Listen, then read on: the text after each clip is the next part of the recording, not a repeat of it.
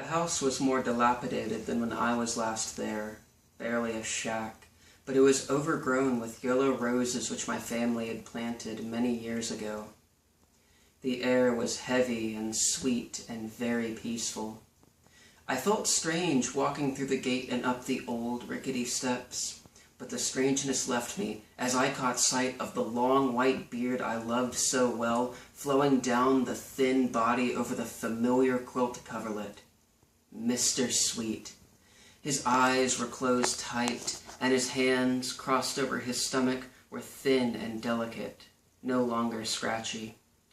I remembered how always before I had run and jumped up on him just anywhere. Now I knew he would not be able to support my weight. I looked around at my parents and was surprised to see that my father and mother also looked old and frail.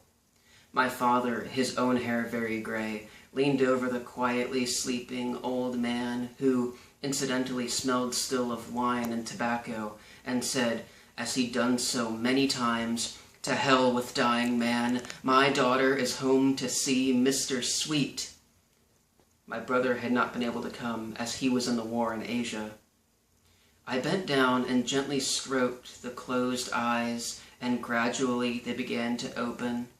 The closed, wine-stained lips twitched a little, then parted in a warm, slightly embarrassed smile. Mr. Sweet could see me, and he recognized me, and his eyes looked very spry and twinkly for a moment. I put my head down on the pillow next to his, and we just looked at each other for a long time. Then he began to trace my peculiar hairline with a thin, smooth finger. I closed my eyes when his finger halted above my ear. He used to rejoice at the dirt in my ears when I was little. His hand stayed cupped around my cheek. When I opened my eyes, sure that I had reached him in time, his were closed.